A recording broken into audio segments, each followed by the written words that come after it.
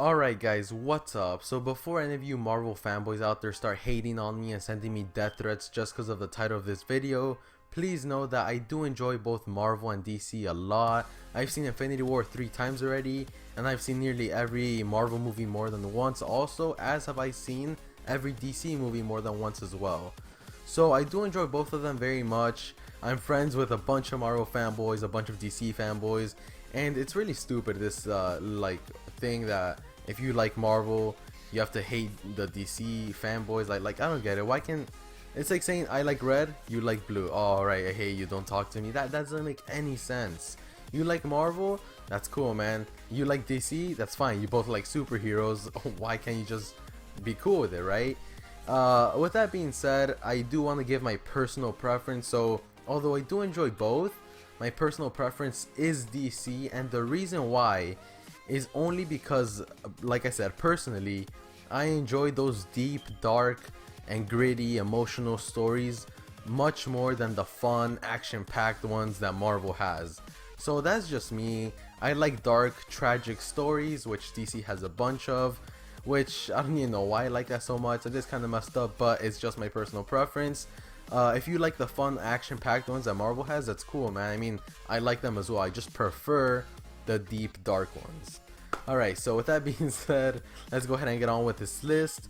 So I actually wanted to make this video because lately, due to Infinity War, so many people have been giving DC so much crap, saying they don't know how to make movies, they don't know how to write stories that capture audience attention, and that is so wrong. Maybe it's just that like a lot of people enjoy action-packed movies more than deep, dark, emotional movies, which makes sense. Or maybe they just don't like the dark, gritty tone that DC has. I know a lot of people that don't like that. But anyways, without further ado, let's go ahead and get on with this list. So this website does have like a million ads, guys. I wish I knew how to stop that, but I don't. So we're just gonna have to deal with these ads. Anyways, at number 9, they pioneered legacy characters. So we're just gonna read like the first sentence, the first two. Full disclosure, Marvel's legacy characters are brilliant. Miles Morales, Kamala Khan, Kate Bishop, Jane Foster's Thor, all of them have led Marvel's best comics since their introduction. So look at that. This page is actually giving credit to Marvel as well, because they are good. Anyways, the only reason why DC excels in respect to legacy, however, is that they've just been doing it longer. There's a real sense of history when it comes to mantles and the generational delineation between each successive change. I guess I do agree with that, because no matter what, like, when was the first Batman movie made, or what about the Batman show back in the 60s, like over 50 years ago? Like, that is so, like, such legacy characters. Meanwhile, and I might be wrong here, but I have not heard of a Thor or Iron Man movie before the 2000s. So I guess they have pioneered legacy characters, and that's a good reason. I guess that doesn't really make it better than Marvel, but it definitely gives it a lot of points there. Alright, number 8, they're learning from their mistakes. Alright, this one, let me see. Yeah, this one actually, I'm not gonna lie, when it comes to the comics, they've been improving so much, guys. Like, I picked up DC when the New 52 started, which was 2011. So I've been with reading DC comics for about 11 years, and they have changed so much, guys. Like, oh man, like if I were to get a 2011 New 52 comic and I get one now, which is a DC Rebirth, I would be like, what happened here? Like, if you would just take away DC, the logo, I wouldn't even know they're the same company. Obviously, unless I already knew about those characters, then yeah. But anyway, guys, yeah, they are learning from their mistakes. Now, where they're not learning from their mistakes, I guess, is the movies. Because for some reason, they all do so bad, which makes me really sad. Because the movies are so good, especially Wonder Woman. It was so beautiful. I saw that one like 5 times. It was such a beautiful one. And that one actually did really good. If I remember, it has like 92% on Rotten Tomatoes. So that one did good. Alright, let's go ahead and see number 7, the villains. I'm sorry, Marvel, but I love the DC villains way more than the Marvel ones. I'm not gonna deny that. Let's look at the ones here. Two-Face, classic. Riddler, classic. Harley Quinn, obviously a classic. Poison Ivy, Penguin, Croc, I think, even though he looks brown, but definitely looks like Croc, or Clayface. No, that's Croc. Croc, and obviously the number one villain in the history of everything, the Joker, guys. So I don't even need to read this. I mean, actually I do, because it says Marvel has some great villains, but DC's are out of this world, guys. Like, oh man, for any of you who have seen that movie, or the Killing Joke, I mean, not the movie, the comic is better. The Killing Joke, where it's like the Joker's origin story. That is such a beautiful comic, guys. I cannot even like explain how good that is, but yeah, no words need to be said for this. Just the villains. That's it, guys. Number 7 on why DC is better than Marvel, the villains. Literally all I gotta say. Oh, this one's actually really good. Number 6, Jack Kirby's Fourth World. So for all of you who don't know what the hell this means, this guy named Jack Kirby, he actually worked for Marvel before DC, I think. He got fired from Marvel, if I remember right, and got hired by DC because I guess he had these awesome ideas. He's like, yo, I have like crazy out of this world ideas, and they're literally out of this world because none of this takes place on Earth. As you can see, it says Fourth World, and this, due to this guy Jack Kirby, is the reason why we have Darkseid, which is the main villain in DC. And for those of you who don't know, which I'm sure is a lot of you, and this is not me like making this up or saying, oh, DC's better, but Thanos was actually basically copied off Darkseid. So yeah, Jack Kirby, oh man, Jack Kirby's amazing. Alright, look at this. Jack Kirby's influence on the Marvel Universe is almost impossible to overstate, with the writer, obviously Jack Kirby, having contributed more to that world than any other creator in the company's history. You see, he helped out Marvel so much, and I'm not sure if he did get fired or he left. It might say here, I don't know, guys, but yeah, this guy Jack Kirby, amazing comics. He made some amazing like comics that just make you say, wow, like these stories really make me think just about life and like, what the hell is this, you know? Alright, number 5, those iconic imprints. Let's see. I don't even know what to say. I haven't seen this list, so I don't even know what the hell this means. While not a part of the Marvel DC slash DC debate per se, it's true that DC's imprints have formed a vital part of the comics discourse these last few decades, particularly so when they themselves have been at the forefront of the industry's progression more often than not. What the hell is imprint? Is that like I know it's such a common word, but I literally don't know. No, not imprinting, just imprint. Oh, imprint. Impress or stamp on the surface or body. I don't know if they're imprinted. So imprints. So what's that? Why does it show Constantine? Is it like saying like they're heroes or something? Like they have like more iconic heroes, which they do.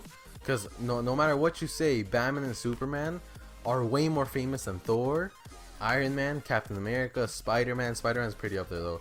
But no matter what, anyone would definitely know Batman and Superman way more than any Marvel hero.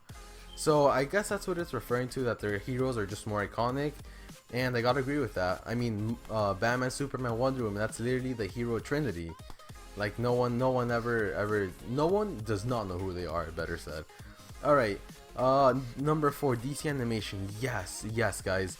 The animated movies that DC makes are phenomenal, guys. They are so good. Like if you were to have it opposite, and the animated movies is what really counts, like say animated DC movies versus Marvel animated movies, the DC animated movies kick Marvel's ass, guys. Literally, their animated movies are so beautiful. I know there's this, I'll name a few that I like. The Suicide Squad one, not the new one, because a new Suicide Squad movie came out animated by DC, but the old one, which was Suicide Squad Arkham Asylum, I think it was. That one is so good. Then we have, let me think of a recent one. Well, the newest one that came out was Batman Ninja. We actually did a review on a few videos ago, and that one was really good as well. It's something so different. Another old one, this one's really old, is the Phantasm. It's so, I don't even know if it was the Mask of the Phantasm or just Batman the Phantasm, but that was the first animated DC movie I saw, and oh man, since that day I was like hooked on DC. Just wanted to see every episode of Justice League, every episode of Batman the Brave and the Bold, which was actually a really great show. And oh man, the animation, oh look, it even says it. Look at this. Yes, this is exactly what I said. Yes, Marvel has DCB when it comes to big screen, but the MCU is unstoppable for the most part, man, huh? Okay, it's fantastic, and while Wonder Woman illustrated DC can catch up, their other cinematic efforts have done anything but inspire confidence. I don't want to read all of this, but believe me, it more than likely says everything that I just talked about. And what the hell is that? Bro, I'm telling you, these ads are so annoying. Anyways, number 3, we're almost done here, guys. They know how to reinvent their own history. What the hell do they mean by that? DC might have a problem with the Bat figure, but they've been fully invested in exploring the rest of the universe this past year. Oh, okay, that's true. Building upon Kirby's older ideas with works like Mr. Miracle, which is this guy right here, going back with a Supernatural with the new books on Swamp Thing. Oh man, there was a Swamp Thing book that came out like a month, 2 months ago.